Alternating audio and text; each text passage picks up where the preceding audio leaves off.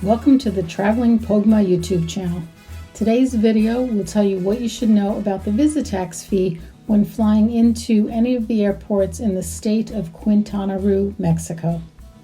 These airports include Cancun, Cozumel, Tulum, and Chetumal. For this video, I will refer to Cancun as that is where my travels took me. As of February 2024, to depart from the Cancun airport, all foreign travelers, regardless of age, are required to pay this Visitax fee. It is somewhere around 270 Mexican pesos. I've seen varying amounts, but it's about $20 US.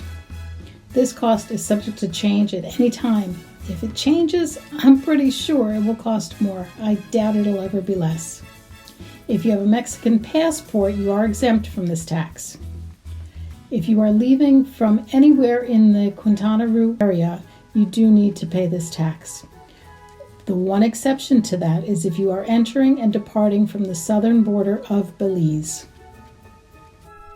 This tax was passed by the Quintanaroo government in 2021 to help maintain the area for tourists. It is under the Law of Rights, Article 51 of the state of Quintanaroo. They've had some logistical problems implementing this tax and last year hired an outside company to manage it for them. This tax includes all visitors staying in the Mexican state of Quintanaroo, which includes Cancun, Riviera Maya, Cozumel, and Tulum. See the map on the screen to see what area it actually does include, because it's pretty large. I personally don't mind paying this tax if it's going to keep the area safe, clean, and more inviting to visit. Almost 40 million people used Cancun Airport last year in 2023.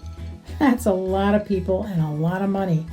This tax is being used to improve their infrastructure, including roads and traffic, which used to be terrible. They did also build a new airport in Tulum. They are preserving the natural environment and improving tourist facilities throughout the entire Quintanaroo area. There's now a new Mayan train that recently started that connects Campeche with Cancun.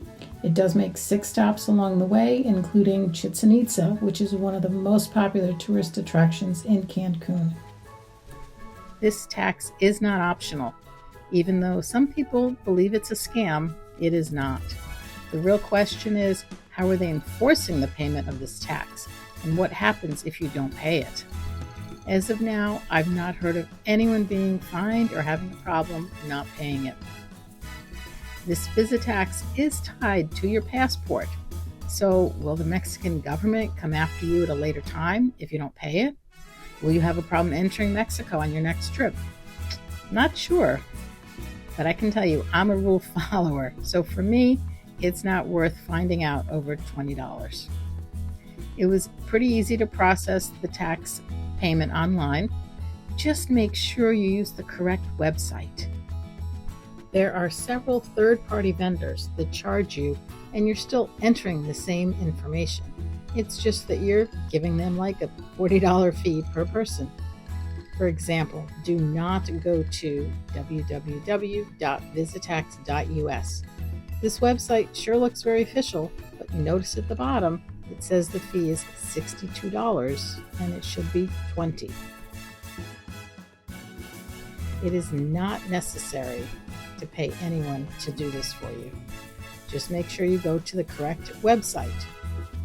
The official website, and the one that I recommend and the one that we used, is www.visitax.gov.mx. This website will charge you in Mexican pesos. I don't know why the signs at the Cancun airport show a different website. They have visitaxqr.mx. I did check it out and it looks okay. It does say they're currently charging $21 in US, and I didn't see a fee, but I would not recommend this website, as I was told the gov.mx website is the official one. Once you're on the correct website, be sure to enter all the information that's requested. When you enter in the departure date, make sure it's the departure date from Cancun, not from your home. Enter the number of people that you have in your reservation. You can enter up to 10 people at a time. Then enter the first, last name of each person in the group, their passport information, and then you'll be asked for the payment, and that is in Mexican pesos.